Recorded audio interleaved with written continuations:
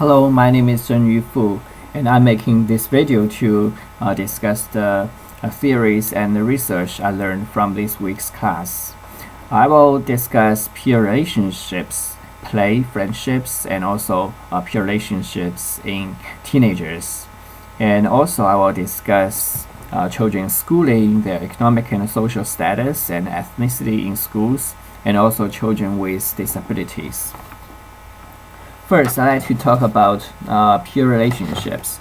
Peer relationships is very important because children, as individuals, they are also members within the community and the society. So they have the need to communicate with their peers to develop a better self-image. Children, they receive feedback about their abilities from their peers. And without such positive and constructive communication, they cannot better understand themselves. It is also very important for children to observe each other's interests and perspectives, so they will be better able to integrate themselves into the bigger group to be accepted by other people. It's very important. And through their communication with peers, they develop a stronger sense of fairness and justice, and they can also learn how to settle disagreements with others. These are very valuable lessons that they can benefit in the future in their later adulthood. And for such communication skills, they also extend benefits to their teenager years. For example, children need to find a job in the future, and they need to establish firm romantic relationships with each other. So the lessons they learn during peer relationships is very useful. And sometimes some children, they receive negative feedbacks from their peers. This is a very tricky issue because if children are not very well recognized by others, they can feel lonely or hostile. And in addition, this is not good for their mental health. Research has indicated that for individuals who are not well accepted by others, they have a better chance to get mental instability and engage in criminal activities. The second topic I want to address is play.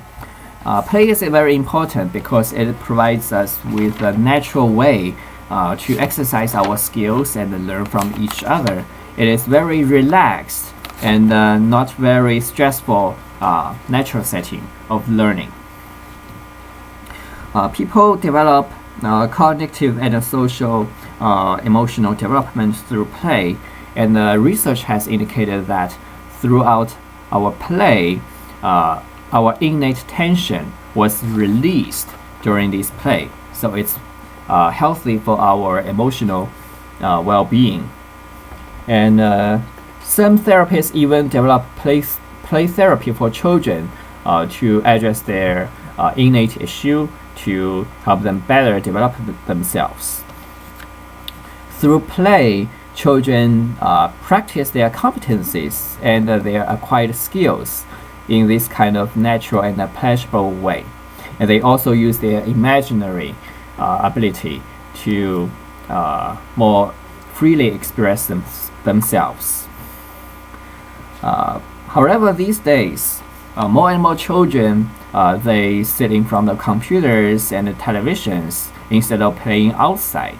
This is not a very good sign, because if you don't communicate with your peers, if you do not reach outside, then you are more self-oriented. More children get autism. More children are deprived of the opportunity to share their childhood with others. It is not very good. There are many different types of play. For example, the sensory motor and the practice play, pretense and symbolic play, social play, constructive play, and also games. I will talk about friendship now. Just like each member in a society, we need to build our connection with each other. We need to find our position and our meaning in this society. So friends are very essential to everybody. Some people, they are able to find friends. They share the same personality, same interest, but it's also very normal for individuals and children to establish friendship with someone who are distinctively different from ourselves.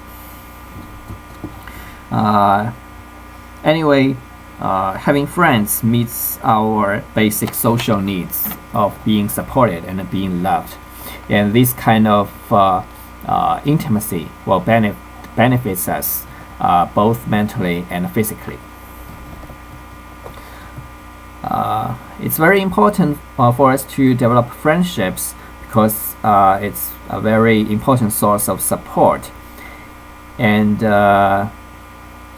we not only need to rely on our parents for emotional and informational support and advice, we also need to find our bigger role in a society by communicating with our friends. I will talk about the peer relationships in teenagers now. Peer relationships is very different in teenagers because frequently they will be able to experience some kind of peer pressure. Some individuals, some children, they are able to resist peer pressure and maintain their own individual traits. However, some individuals, they are very easily to be influenced by peer pressure, so they develop their own self-esteem and a social status based on how others view them. Another character of peer relationships in teenagers is the behavior of dating and behavior changes. Around the age of 11 to 13, many teenagers enter their first romantic attractions and affiliations to each other. And I like to say that I agree with the author's position that this kind of early romantic relationships of teenagers, it's not just about romantic relationships themselves. It is, however, a means and an environment for teenagers to explore themselves. For example, how attractive they are and how they can interact romantically with each other and how they are viewed and accepted by others. The next topic is about the students' schooling. I like to say that from kindergarten and elementary school, the American school's role is nurturing. Schools care about how students develop and provide the maximum amount of support. However, during the year when students enter middle school or junior high school, their position just changed. They become the most experienced student in elementary school to the youngest and the most inexperienced students in middle school. So they need a lot of psychological adjustment.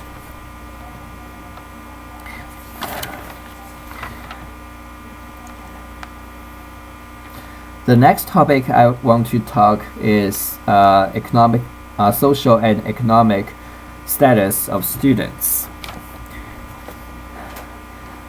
And also, this topic is interrelated with my next topic, which is the students' ethnicity, because minority groups and minority students, they are more likely to belong to lower social and economic status. So the economic and educational resources they receive from schools is very unequal compared to their counterparts of white students and Asian students.